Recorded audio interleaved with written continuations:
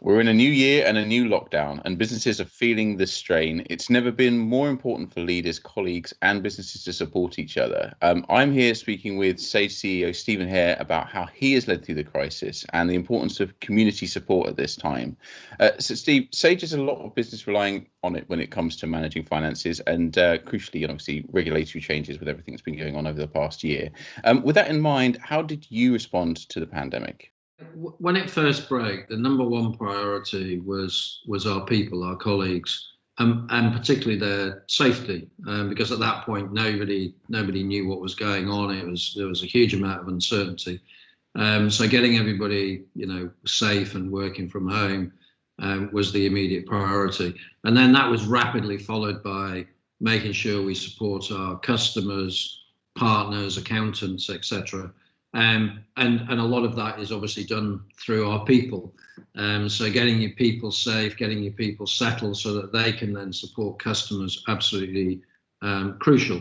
And we've worked throughout the pandemic closely with partners and accountants. We support small, medium businesses, and along with accountants, we're sort of part of that trusted network of giving our customers advice, and particularly in the UK, as they've tried to navigate their way through the various support schemes like the job retention scheme, etc. We've set up COVID hubs so that people can access advice. We've quickly updated our software to allow people to accommodate things like the job retention scheme, and doing things like online seminars. A lot of which actually we've made available to small, medium businesses more widely, not just our own customers. So really trying to help be not just a provider of software, but a trusted advisor that can help you navigate through what,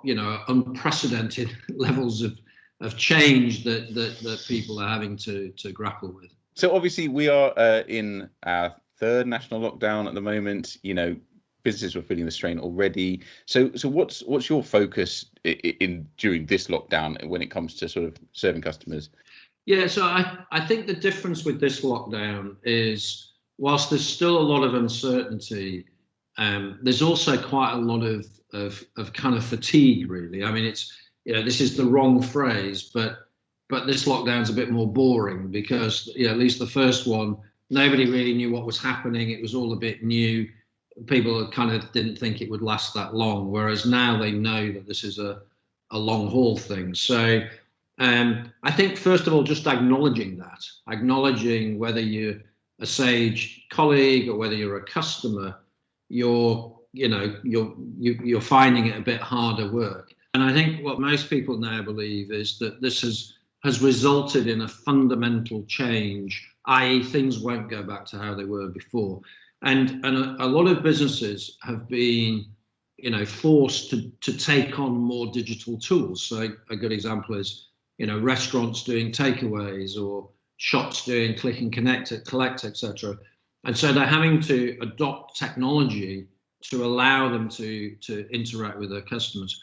And so I think what you're seeing is a real acceleration in the propensity of people to want to invest in digitization, which is great. And what we've been trying to do is continue to support people in the now. It's obviously very important to continue to do what we can to support people in the now, but also encourage those people who have confidence that their businesses will survive, is to start thinking about the future as well. So how do you invest to ensure your business is more flexible, more adaptable, for the future? And we've also been lobbying government to try and get them to offer tax incentives, for example, investment in digital tools, because we believe this is really important for the economy as a whole. Before COVID, the UK had a productivity issue. We've always lagged against our competitors in terms of productivity.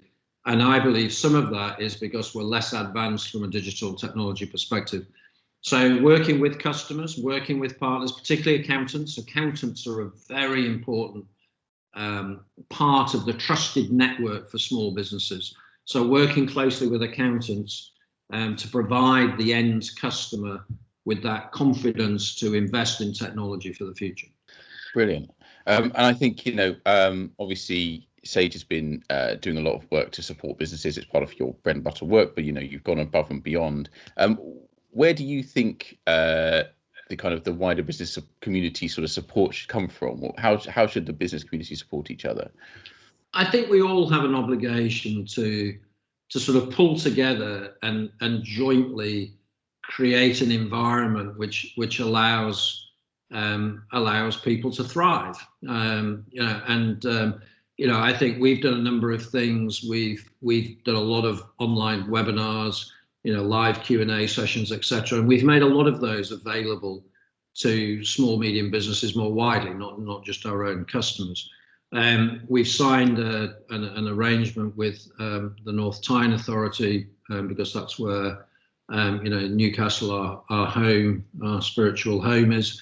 And what we're doing with North Tyne is trying to help with software and training to support people starting new businesses. Because one of the things that tends to happen when times get a bit tougher is unemployment initially goes up, but then people use redundancy money to start businesses, and you often start seeing actually an increase in new business starts. So we've been trying to support that with advice and as I say, with software. I think the other thing is that the world's changed for good. I think businesses have an obligation to really not just be good citizens, but look after the environment, participate in their communities. And we have Sage Foundation, and we've always given all of our people 5 days a year volunteering, paid volunteering, and we've extended that now to partners and to customers. And we were really keen to make sure that keeps going during the pandemic. So we've been working on doing virtual volunteering to keep that going. And we did an event in the UK where we had over 1,000 people participate in a virtual volunteering event. We've done the same thing globally where we had 3,000 people. And so it just keeps people engaged. And I think this is a really important point, both for customers and also for our colleagues, that the more that this goes on where people are working remotely, that interaction and pulling people together and having a sense of purpose and really supporting each other and the communities, is really, really important. Finally, I'd just like to touch on leadership, because obviously last year your staff publicly praised your leadership through the crisis. On Glassdoor, it was sort of a great example to other leaders. So I was just wondering if you had any insights and advice that you could share with about leading through a crisis. There's a few things, and it's very pleasing and humbling to see how Sage colleagues have talked about what we've done during this period. I think it's very important that the leader is calm. There's a lot of uncertainty. There's a lot of things that I don't know. I don't know any better than anyone else. But I think, trying to just focus on what you can control and not worry too much about what you can't control. But the key is communication, but communication really needs to be two-way. Communication is not about the CEO transmitting. It's about leaders more widely engaging and listening. So I've done a lot more. We have what we call Sage TV Live, which is where we broadcast to all our people globally. But we do that as a Q&A session. I don't make a presentation. I get interviewed by the head of comms. People can submit their questions in advance and live. So it's just a really interactive thing. I've increased the amount of skip levels I do, talking to people, lower down the organization, talking to more customers, talking to more accountants, partners. You can't over-engage, really. And it's so important to listen, because people have concerns. They have things they want to talk about. And you don't always need to, if I don't know the answer, I don't know the answer. It's not necessarily about solving everything that everyone says, but it is about listening to it.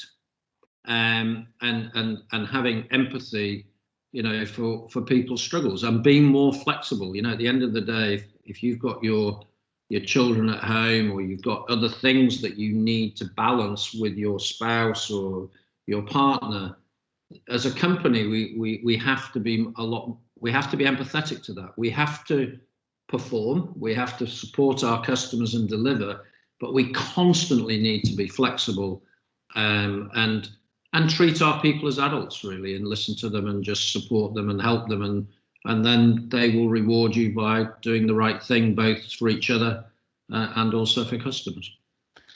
Brilliant. Yeah, I think listen, you cannot underestimate the importance of listening. I think that's absolutely true.